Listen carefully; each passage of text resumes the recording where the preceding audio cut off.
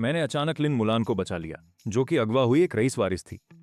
एहसान चुकाने के लिए लिन परिवार की दादी ने मुझे दो रास्ते दिए। या तो उनकी सबसे प्यारी पोती लिन मुलान से शादी करूं या 10 करोड़ युआन का छोटा सा इनाम ले लूं। मैंने बिना सोचे पैसे चुने और फौरन विदेश जाने वाली सबसे तेज फ्लाइट बुक कर ली।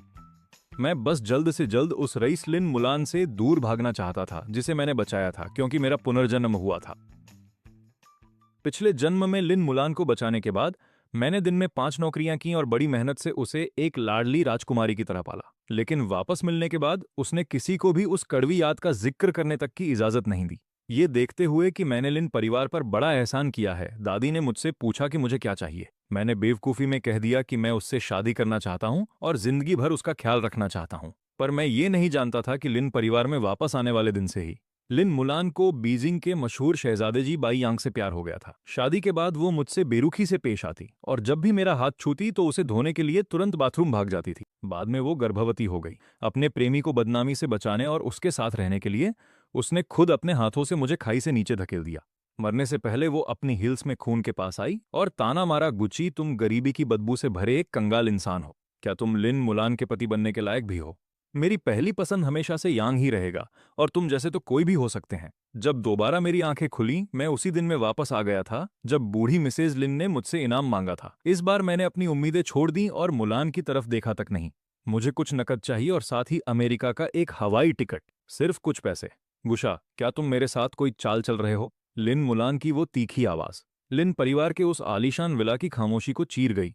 वो हाथ बांधकर उस कीमती चमड़े के सोफे पर बैठी थी। जिन आंखों में कभी मेरे लिए प्यार था, अब उनमें सिर्फ नफरत और हिकारत थी। उसे लौटे 3 दिन भी नहीं हुए थे और वो मामूली कपड़े जिन्हें मैंने अपनी बचत से खरीदा था अब चैनल के महंगे सूट में बदल चुके थे। उसके गले का वो चमकता हुआ हीरों का हार चीख चीख कर हमारी हैसियत के अंतर को बता रहा था। बूढ़ी मिसेज लिन मुख्य कुर्सी पर बैठी थीं और उनके हाथों में चंदन की माला थी। उनकी तेज आंखें मुझे ऐसे देख रही थीं जैसे किसी बेकार चीज की कीमत लगा रही हों। मिस्टर गू, आप अपनी बात सीधे कहें, उसकी बातों पर ध्यान न दें। तभी लिन मुलान के पीछे से सफेद सूट पहने एक आदमी बाहर आया। ये जी बाई यांग है, जो बीजिंग के रईस खानदानों का जाना माना नाम है। वो लिन मुलान के पास बैठ गया और बड़े हक से उसका हाथ थाम लिया। लिन मुलान पीछे नहीं हटी, बल्कि शर्माते हुए उसके और करीब हो गई।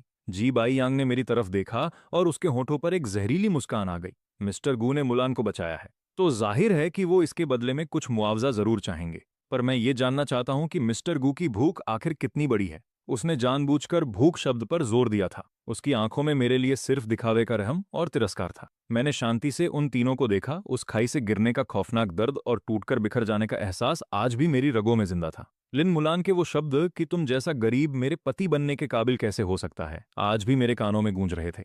मैंने खुद को हकीकत में वापस खींचा। जी बाई यांग को नजरअंदाज करते हुए मैंने सीधे बूढ़ी मालकिन की तरफ देखा। मुझे 10 मिलियन चाहिए। मेरी आवाज एकदम सपाट थी, जैसे मैं आज के मौसम के बारे में बात कर रहा हूं। पूरे कमरे में एक पल के लिए सन्नाटा छा गया। फिर लिन मुलान जोर से ठहाका मारकर हंसने लगी। 10 मिलियन? गुशा, क्या तुम पागल हो गए हो? तुम दिन में 4 नौकरियां करते हो, होटल में बर्तन धोते हो और मजदूरी करते हो। मर मर के काम करके भी तुम महीने का कितना कमा लेते हो? और अब तुम 10 मिलियन मांग रहे हो। क्या तुम्हें लगता है कि लिन परिवार का पैसा पेड़ों पर उगता है? उसकी आंखों की नफरत अब साफ झलक रही थी। मैं जानती थी तुमने मुझे किसी हमदर्दी की वजह से नहीं बचाया था। तुम एक नंबर के लालची इंसान हो। तुमने शरीफ बनने का नाटक किया, पर असल में तुम बस मोटी रकम ऐंठना चाहते थे, है ना? तभी जीबाई ने लिन को रोका। उसने मुलान की कलाई पकड़ी और उसे दिलासा देने लगा। मुलान, तुम नाराज मत हो। गुस्सा करके अपनी तबीयत खराब करना ठीक नहीं है। वो मेरी तरफ मुड़ा और माथे पर बल डालकर दुख जताने का नाटक करने लगा। मिस्टर गू, मुझे लगा था कि आप एक ईमानदार आदमी हैं, पर नहीं पता था कि आप इतने लालची निकलेंगे। 10 मिलियन लिन परिवार के लिए कोई बड़ी बात नहीं है, पर आप जैसे मामूली इंसान को अचानक इतना पैसा मिल जाए तो वो भटक सकता है। मेरी सलाह है कि आप जमीन पर रहें, एक आध लाख रुपए लें और जाकर अपना कोई छोटा सा काम शुरू करें। क्या वो बेहतर नहीं होगा? उसका हर शब्द ऐसा था जैसे वो मेरा भला चाहता हो, पर असल में वो मेरे लालच और मेरी औकात का मजाक उड़ा रहा था। जी बाई यांग का वो पाखंडी चेहरा देखकर मुझे लगा कि पिछले जन्म में मैं कितना बेवकूफ था जो ऐसे घटिया इंसान से हार गया। मैंने उसकी बातों को अनसुना कर दिया और सीधा बूढ़ी मालकिन की तरफ देखा। मिसेज लिन, क्या आपकी पोती की जान की कीमत 10 मिलियन भी नहीं है? बूढ़ी दादी के हाथ रुक गए और उनकी आंखों में एक सख्त चमक दिखाई दी। लिन परिवार इस शहर का सबसे प्रतिष्ठित और अमीर खानदान है।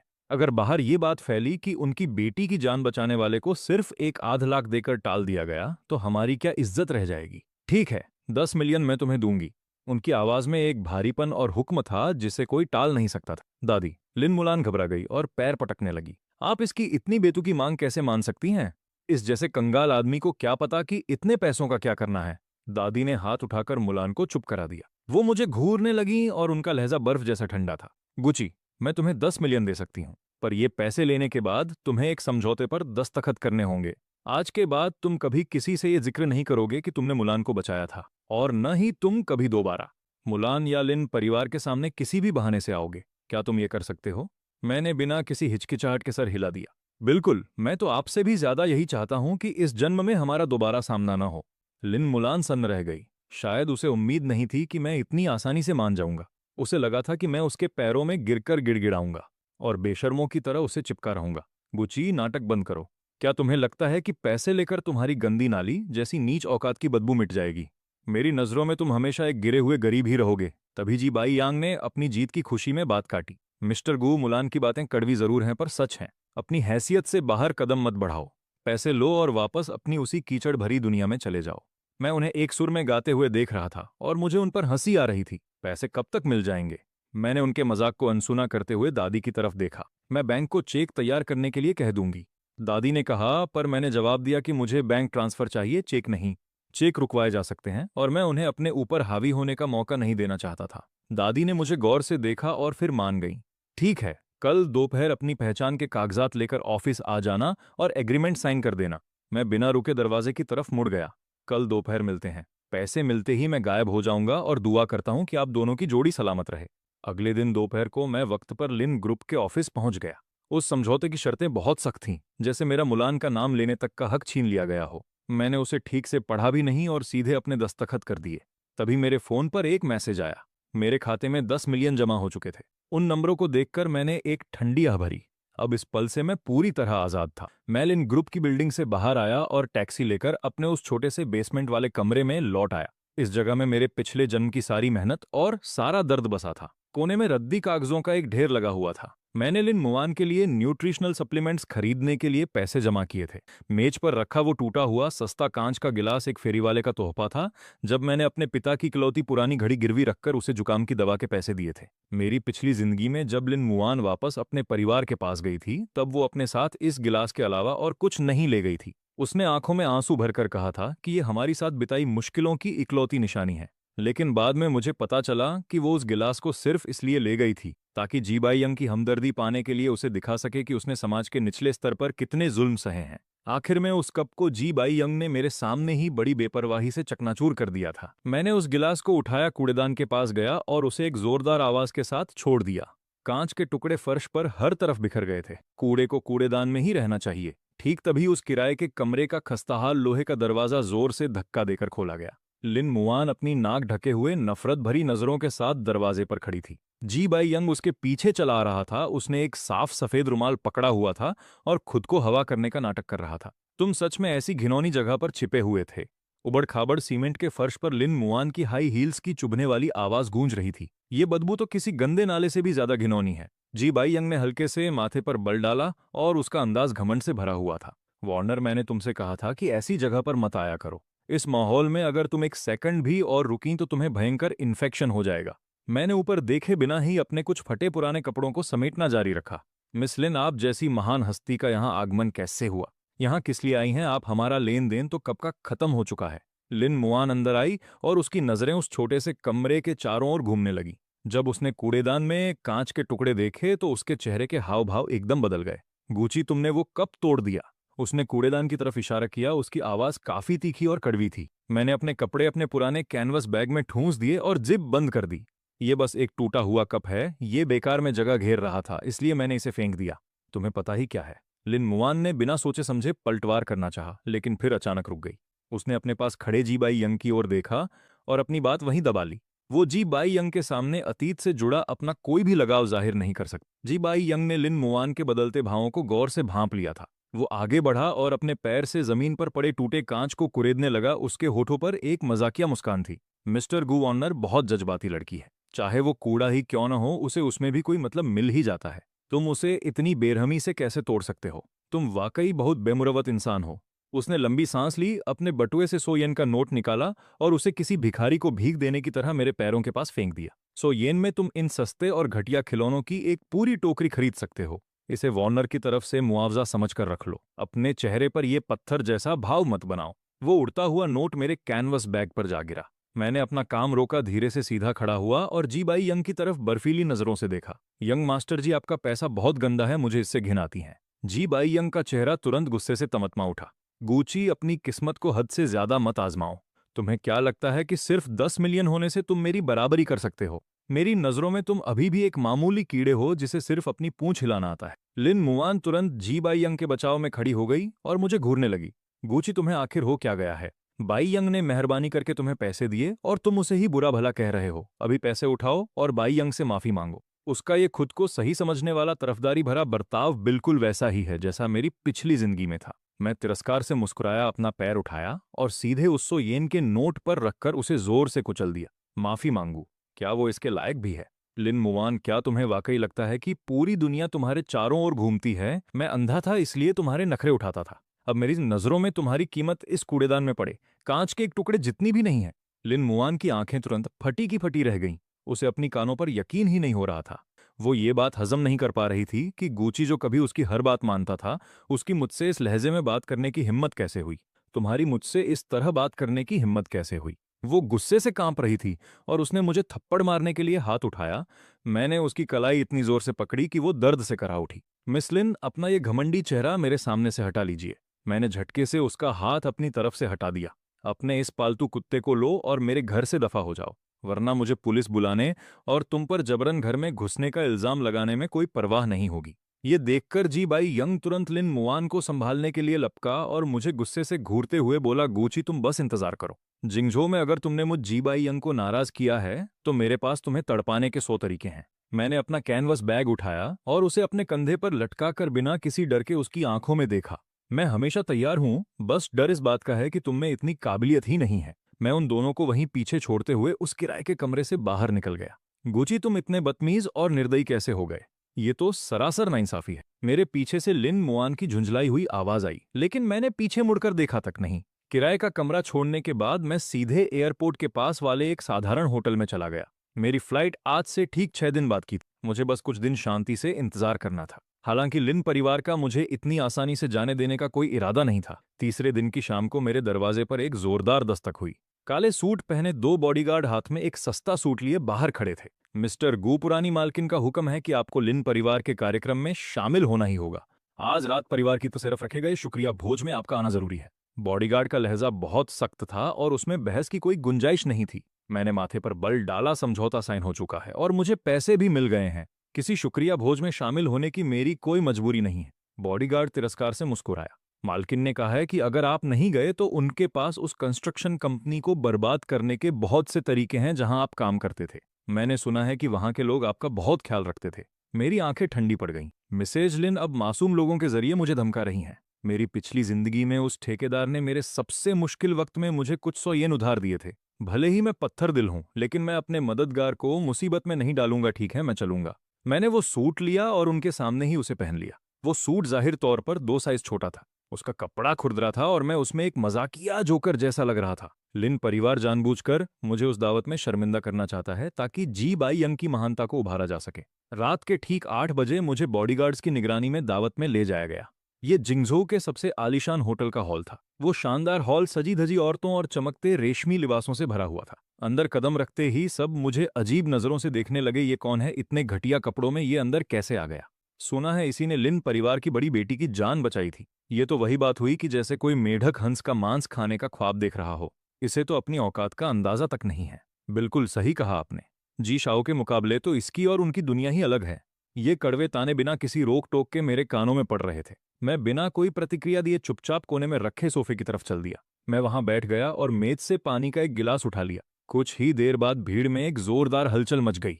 लिन मुआन जी बाई यंग के हाथ में हाथ डाले किसी सितारे की तरह बाहर आई लिन मुआन नीले रंग के गाउन में बेहद खूबसूरत लग रही थी और जी बाई यंग ने एक बेहतरीन टक्सीडो पहना था जिस पर कीमती ब्रोच लगा था। वे दोनों साथ खड़े होकर वाकई एक बेहतरीन जोड़ी लग रहे थे। स्टेज पर खड़ी होकर पुरानी मिसेज लिन ने मुस्कुराते हुए मेहमानों का स्वागत किया। अपनी व्यस्त दिनचर्या में से समय निकालकर यहाँ आने के लिए आप सभी का बहुत शुक्रिया। मेरी पोती वॉर्नर के इस शुक्रिया भोज में आप सभी का स्वागत है। वॉर्नर कई दिनों तक हम सबसे दूर रही थी। जी परिवार के छोटे वारिस जी बाई यंग की बड़ी मदद की बदौलत ही वो सुरक्षित वापस लौट पाई है। बाई यंग बहुत ही वफादार और नेक इंसान है। लिन परिवार उसका हमेशा तहे दिल से शुक्रगुजार रहेगा। मैं कोने में बैठा उस बूढ़ी औरत की झूठी बातें सुनता रहा। मिसेज लिन की उन बातों को सुनकर मुझे लगभग हंसी ही आ गई थी। वो मैं ही था जिसने लिन मुवान को बचाने के लिए अपनी जान जोखिम में डाली थी, लेकिन उस बूढ़ी औरत के मुंह से कुछ और ही निकल रहा था। सारा श्रेय जी बाई यांग ले गया, जबकि मैं असली रक्षक अपना नाम तक सुनने लायक नहीं समझा गया। तभी जी बाई यांग रेड वाइन के 2 गिलास लिए सीधे मेरी ओर चला आया। उसके चेहरे पर एक बनावटी मुस्कान थी। उसकी आवाज न ज्यादा तेज थी, नहीं धीमी, बस इतनी कि आसपास के लोग उसे सुन सकें। मिस्टर गू, यहाँ बिल्कुल अकेले बैठना कितना उबाऊ है। लीजिए, मैं आपके सम्मान में जाम पीना चाहता हूँ। उसने मेरी ओर रेड वाइन का गिलास बढ़ाया, लेकिन मैंने उसे नहीं लिया। मैं नहीं पीता। जी बाई यांग की आंखों में पल भर के लिए नफरत की चमक दिखाई दी, मगर फिर भी उसने मासूम होने का नाटक किया। मिस्टर गू, क्या आप मेरा अपमान कर रहे हैं, या उस दिन कमरे में जो हुआ उसके लिए अब भी नाराज हैं? मैं जानता हूं कि वार्नर ने मुझे चुना इसलिए आप जल रहे हैं, पर भावनाओं के साथ जबरदस्ती नहीं की जा सकती। उसने जानबूझकर आवाज ऊंची की और आसपास के मेहमान बातें छोड़कर यहां देखने लगे। तुम खुद को समझते क्या हो? क्या तुम वाकई मेरी जलन के लायक भी हो? मैंने उसे ठंडी नजरों से देखा। जी बायांग अचानक एक कदम आगे बढ़ा और लड़खड़ा गया। उसके हाथ का रेड वाइन वाला गिलास सीधे उसके सीने पर जा गिरा। ओह! जी बायांग जोर से चिल्लाया और नाटक करते हुए पीछे की तरफ जमीन पर गिर गया। गहरी लाल वाइन ने उसकी महंगी सफेद शर्ट पर तुरंत दाग लगा दिया और पूरे कमरे में खलबली मच गई। लिन मावान भीड़ को चीरते हुए पागलों की तरह भागकर वहां पहुंची। बायांग, क्या तुम ठीक हो? उसने दुखी होकर जी बाई यांग को उठाया और जल्दी जल्दी टिश्यू से उसे पोंछने लगी। जी बाई यांग की आंखें लाल थीं और आवाज कांप रही थी, मानो उसके साथ बहुत बड़ा अन्याय हुआ हो। वार्नर, मैं ठीक हूं। मिस्टर गू का मूड शायद खराब था। उन्होंने मुझे जानबूझकर धक्का नहीं दिया होगा। उसकी चालाकी भरी बातों ने लिन मावान के गुस्से में आग में घी का काम किया। लिन मावान ने झटके से सिर घुमाया और गुस्से से भरी आंखों से मुझे घूरने लगी। वो दौड़कर मेरे पास आई और अपना हाथ मुझे थप्पड़ मारने के लिए उठाया। मैंने हल्का सा सिर झुकाया और बड़ी आसानी से उसका थप्पड़ बच गया। गूचे, तुम नीच और कंगाल इंसान। लिन मावान ने गुस्से में मेरी ओर उंगली उठाई। उसकी आवाज इतनी तीखी थी कि मेरे कान के पर्दे फाड़ सकते। बायांग ने तुम्हें प्यार से ड्रिंक दी और तुमने उसे धक्का देने की हिम्मत की। तुम अभी के अभी घुटने टेको और बायांग से माफी मांगो, वरना आज मैं तुम्हें यहां से जाने नहीं दूंगी। आसपास के मेहमान भी मेरी बुराई करने लगे। कितना बदतमीज और जाहिल है। लिन परिवार ने ऐसे घटिया इंसान को दावत में कैसे बुला लिया? जल्दी से घुटने टेक कर माफी मांगो। सबकी आंखों में मत चुभो। मैं वहीं खड़ा रहा, इन अमीर कहलाने वाले लोगों को ठंडी नजरों से देखते हुए। अगर मैं कहूं कि मैं माफी नहीं मांगूंगा तो माफी नहीं मांगोगे? गूचे, क्या तुम भूल गए कि तुम्हारी औकात क्या है? लिन मावान की आंखों में मेरे लिए गहरी नफरत भरी थी, मानो वो किसी गंदी और घिनौनी चीज को देख रही हो। उसकी सांसें तेज चल रही थीं और मेरी तरफ इशारा करती उसकी उंगली कांप रही थी। तुम्हें लगता है कि तुम इस समाज में जो चाहो वो कर सकते हो, सिर्फ इसलिए कि तुमने वो 10 मिलियन लिए हैं? मैं तुम्हें बता दूं, तुम्हें कुचलना एक चींटी को मारने से भी आसान है। जी बाय यांग लिन मावान के सीने से लग गया और अपनी घिनौनी एक्टिंग जारी रखी। उसने धीरे से लिन मावान का स्कर्ट खींचा। उसकी आवाज इतनी कमजोर थी जैसे वो कभी भी बेहोश हो जाएगा। वार्नर, रहने दो। मिस्टर गू शायद अपनी गरीबी की वजह से खुद को कमतर महसूस कर रहे हैं, इसलिए उन्होंने ऐसा कदम उठाया। मैं बस अपने कपड़े बदल लूंगा। मेरी वजह से सबका मजा खराब मत करो। वो जितना ज्यादा ऐसा कहता, लिन मावान को उतना ही लगता कि उसके साथ अन्याय हुआ है, और मेरे लिए उसकी नफरत और भी बढ़ती गई। नहीं, आज उसे घुटने टेक कर और नाक रगड़कर तुमसे माफी मांगनी ही होगी। तभी बूढ़ी मिसेज लिन बॉडीगार्ड्स के साथ वहां आई। उनका चेहरा उतरा हुआ था और हाथ में चंदन की माला उनके कसने से आवाज कर रही थी। गूचे, लिन परिवार तुम्हें इज्जत दे रहा है, नमक हराम मत बनो। बुढ़िया की आवाज तेज नहीं थी, लेकिन उसमें एक अटल दबाव था। अगर तुमने आज घुटने टेक कर इस मामले को खत्म नहीं किया, तो मैं किसी भी वक्त बैंक से तुम्हारे 10 मिलियन फ्रीज करवा सकती हूँ। इतना ही नहीं, मैं ये तय करूंगी कि तुम जिंगझोउ क्या पूरे देश में कहीं भी रोटी न कमा सको। जैसे ही बुढ़िया ने बात खत्म की, काले कपड़ों में 1 दर्जन से ज्यादा बॉडीगार्ड्स ने मुझे घेर लिया और एक कोने में फंसा दिया। आसपास के मेहमान पीछे हट गए, लेकिन उनकी आंखों में एक अच्छा तमाशा देखने की उत्सुकता साफ झलक रही थी। इस वक्त दबाव अपने चरम पर पहुंच चुका था। सबको लगा कि मैं समाज के सबसे निचले तबके का एक गरीब इंसान लिन परिवार की ताकत के आगे घुटने टेक कर रहम की भीख मांगूंगा। लिन मावान का वो घमंडी चेहरा, जी बाय यांग की नफरत भरी आंखें और बुढ़िया के तेवर देखकर मैं अचानक हंस पड़ा। उस सन्नाटे से भरे हॉल में मेरी हंसी बड़ी अजीब लगी। तुम हंस क्यों रहे हो? क्या तुम पागल हो गए हो? लिन मावान ने अपनी भौहें सिकोड़ी। उसे मेरी हंसी से थोड़ी बेचैनी महसूस हुई। मैंने अपनी हंसी रोकी और धीरे से अपनी जेब से फोन निकाला। मैं तुम खुद को समझदार कहने वाले अमीर लोगों पर हंस रहा हूं कि एक मामूली एक्टर ने तुम सबको बेवकूफ बना दिया। बोलते हुए मैंने अपने फोन पर एक ऐप खोला। यह हैकिंग का हुनर मैंने अपने पिछले जन्म में सीखा था। कहीं मेरा मालिक पैसे न मार ले, इसलिए मैं बस खाली बैठा था और मैंने इस होटल का कैमरा सिस्टम हैक कर लिया। लिन मावान, अपनी आंखें खोलकर जरा साफ देख लो कि असली घटिया इंसान कौन है। मैंने एंटर की बटन दबा दी। हॉल के बीच में लगी बड़ी एलईडी स्क्रीन अचानक झिलमिलाई और फिर उस पर लिन परिवार का वीडियो हटने लगा। उस पर होटल के कैमरों का वीडियो चलने लगा। वीडियो में वो सब साफ दिख रहा था जो अभी अभी हुआ था। जी बाय यांग हाथ में वाइन का गिलास लेकर मेरी तरफ आया। मैंने तो उसके पास आने पर एक कदम पीछे ही हटाया था। मेरे हाथ जेब में ही थे और मैंने उसे छुआ तक नहीं था। जी बाय यांग ने जानबूझकर अपने ही बाएं पैर से खुद को ठोकर मारी और फिर बड़ी सफाई से पूरी वाइन अपने सीने पर गिरा ली। आखिर में वो पीछे की तरफ गिरा और अपना वो घटिया नाटक पूरा किया। पूरी घटना हर एंगल से सबके सामने आ गई थी। यहां तक कि गिरने से पहले उसके होठों पर आई वो कमीनी मुस्कान भी साफ दिखाई दे रही थी। पूरे हॉल में मौत जैसा सन्नाटा छा गया। सबकी आंखें उस बड़ी स्क्रीन पर टिकी थीं।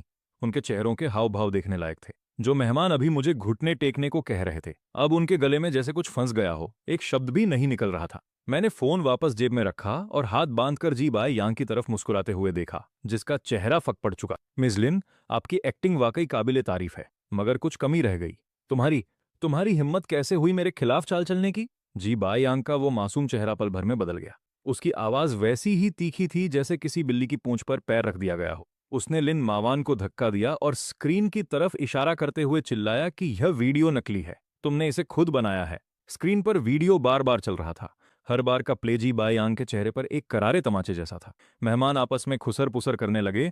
बाय यांग के लिए उनकी हमदर्दी अब नफरत और मजाक में बदल चुकी थी, तो यह खुद ही गिर गया था। कितनी शर्म की बात है कि इसकी एक्टिंग ऑस्कर के लायक भी नहीं है। इतने बड़े खानदान का वारिस, जी परिवार का बेटा, एक आम आदमी को फंसाने के लिए इतनी घटिया हरकत पर उतर आया। यह वाकई शर्मनाक है।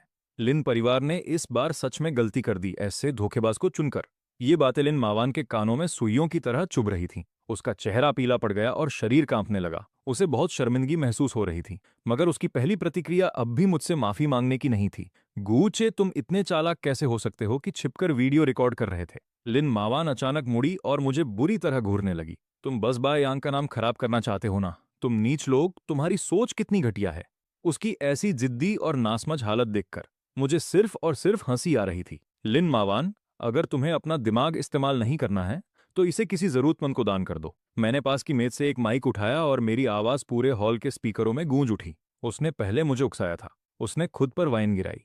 मैंने तो बस सच दिखाया है, तो इसमें मैं गलत कैसे हो गया? मैंने वहां मौजूद हर शख्स को अपनी नजरों से स्कैन किया। क्या यही है आप लोगों की तथाकथित ऊंची सोसाइटी, जहां दिन को रात बताया जाता है और गलत को सही साबित किया जाता है? बूढ़ी मिसेज लिन गुस्से से कांप उठी, मेरी ओर इशारा करते हुए चिल्लाईं कि यह बगावत है, बिल्कुल बगावत है। गार्ड्स, इस बदतमीज इंसान को धक्के मारकर यहां से बाहर निकालो। एक दर्जन बॉडीगार्ड्स फिर से आगे बढ़े। मैं बिना किसी डर के वहां खड़ा रहा और ठंडी नजरों से बूढ़ी मिसेज लिन को देखता रहा। मुझे धक्के मारकर बाहर निकालने की जरूरत नहीं है, मैं खुद चला जाऊंगा।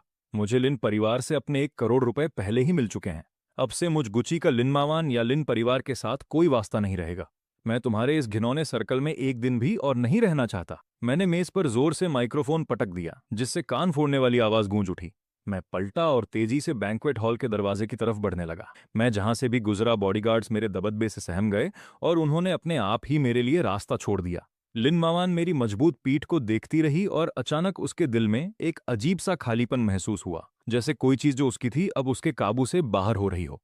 उसने अनजाने में एक कदम आगे बढ़ाया, लेकिन उसके घमंड ने उसे तुरंत रोक दिया। गुची, अगर तुम मेरे घुटनों पर गिरकर गिड़गिड़ाओगे भी, तब भी आज तुम्हें यह कमरा छोड़ना ही होगा। मैं तुम्हारी तरफ मुड़कर दोबारा नहीं देखूंगी। लिन मावान पीछे से फटी हुई आवाज में चिल्लाई। मैं ना तो पीछे मुड़ा और न ही मेरे कदम रुके। तुम्हारी मर्जी के मुताबिक मैंने हॉल का भारी दरवाजा खोला और उस घुटन भरी दुनिया को पीछे छोड़ दिया। रात की ठंडी हवा ने मुझे छुआ और मुझे पहले से कहीं ज्यादा आजाद महसूस होने लगा। जाओ और पता लगाओ कि वो कंगाल गुची कहाँ गया है। लिन मावान ने गुस्से में अपनी मेज पर रखे सारे कागजात जमीन पर फेंक दिए। उस अजीबोगरीब दावत को गुजरे अब 1 महीना बीत चुका था। इस 1 महीने में लिन मावान को महसूस हुआ कि उसकी जिंदगी पूरी तरह से बिखर चुकी है। हर सुबह जब वो उठती थी तो उसके बिस्तर के पास अब पेट को राहत देने वाला गर्मा गर्म दलिया लाने वाला कोई नहीं था। उसे अपने महंगे कपड़ों के साथ पहनने के लिए कभी मैचिंग गहने नहीं मिलते थे, क्योंकि पहले गुची ही ये सब करता था। जब भी उसके पेट में दर्द होता वो तड़पती और बाईयांग को बुलाती थी, लेकिन वो आदमी सिर्फ एक रटा रटाया जुमला बोल देता था, ज्यादा गर्म पानी पियो, मैं अभी मीटिंग में हूं। पुराने वक्त में गुची भारी बारिश में भी पूरे शहर के चक्कर काटता था, सिर्फ उसके लिए, वो गर्म दलिया लाने के लिए, जो उसे पीना सबसे ज्यादा पसंद था। लिन मावान ने अपना माथा रगड़ा जिसमें हल्का दर्द हो रहा था। उसके दिल में एक अजीब सी चिड़चिड़ाहट थी। वो मानना नहीं चाहती थी कि उसे गुची की सेवा की आदत हो गई है। उसने बस ये मान लिया कि उस सस्ते नौकर ने अचानक काम छोड़ दिया है, इसलिए उसे तालमेल बिठाने में वक्त लग रहा है। उसे सबसे ज्यादा परेशानी इस बात से थी कि बाईयांग का असली चेहरा अब धीरे धीरे सामने आ रहा था। कई बार उसे बाईयांग के कोट से किसी सस्ती और तेज खुशबू वाले परफ्यूम की महक आती थी। जब वो उससे सवाल करती तो बाईयांग उसे चिढ़कर झिड़क देता और कहता कि वो बेकार का शक कर रही है। मैडम, पता चल गया। असिस्टेंट ने घबराते हुए दरवाजा खोला और एक फाइल थमा दी। गुची मिल गया? वो हेइचेंग चला गया है और उसने उन्हें करोड़ रुपयों से एक टेक्नोलॉजी कंपनी शुरू की है, जो अभी काफी अच्छी चल रही है। लिन मावान ने फाइल झपटी और गुची की फोटो को गौर से देखने लगी, जिसमें वो सूट पहने हुए बहुत ही शानदार और आत्मविश्वासी लग रहा था। फोटो में गुची की आंखें तेज थीं और उसका अंदाज बहुत ही शांत और गंभीर था। उसमें उसके पुराने दबे कुचले और लाचार गरीब रूप का कोई नामो निशान नहीं था। लिन मावान के दिल में अचानक हाथ से सब कुछ निकल जाने का एहसास और जलन भर गई। वो हमारे लिन परिवार के पैसों पर इतनी ऐश की जिंदगी कैसे जी सकता है? लिन मावान ने अपने दांत पीसते हुए कहा। मेरे लिए फौरन हेइचेंग की फ्लाइट टिकट बुक करो। मैं खुद जाकर अपनी आंखों से देखना चाहती हूँ कि आखिर वो कर क्या रहा है। अगली दोपहर लिन मावान 10 सेंटीमीटर ऊंची हील्स पहने हुए बेहद आक्रामक अंदाज में मेरी कंपनी की बिल्डिंग के नीचे पहुंच गई। वो अब भी किसी घमंडी शहजादी की तरह बर्ताव कर रही थी। उसने रिसेप्शनिस्ट की बात अनसुनी की और सीधे मेरे केबिन में घुस आई। मैं अपनी बड़ी सी मेज के पीछे बैठा हुआ हाथ में एक प्रोजेक्ट रिपोर्ट देख रहा था। शोर सुनकर मैंने पलकें तक नहीं झपकाई। गुची, तुम्हारी इतनी हिम्मत कि तुम मेरी पीठ पीछे कंपनी खोल सको। लिन मावान मेज तक आई और उसने अपने दोनों हाथ जोर से मेज पर पटके। मैंने धीरे से रिपोर्ट बंद की, ऊपर देखा और ठंडी नजरों से उसे घूरने लगा। मिसेज लिन, किसी के दफ्तर में बिना इजाजत घुसना एक कानूनी अपराध है। गुची, क्या तुम्हारा नाटक खत्म हुआ? मेरे साथ वापस चलो और मैं तुम्हारी पिछली बदतमीजी को माफ कर दूंगी। मुझे माफ करोगी? लिन मावान, क्या तुम्हें समझने में कोई दिमागी परेशानी हो रही है?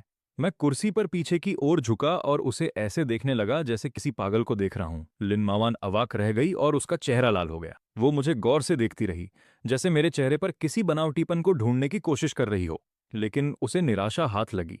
मेरी आंखों में सिर्फ नफरत भरा मजाक था, वो पुराना प्यार कहीं नहीं था। दिखावा बंद करो। लिन मावान अपनी घबराहट छिपाने के लिए ऊंची आवाज में चिल्लाई। तुम जानबूझकर यहां आए। ये कंपनी खोलना सिर्फ मेरा ध्यान खींचने का एक तरीका है ना? तुम्हें लगता है कि सूट पहनकर तुम अपनी गरीबी को छिपा सकते हो? मैं तुम्हें बता दूं, तुम हमेशा एक मामूली और बेकार इंसान ही रहोगे, जो सिर्फ लिन परिवार के टुकड़ों पर पल सकता है। मैंने शांति से उसका चिल्लाना सुना और मेरे होंठों पर एक क्रूर मुस्कान आ गई।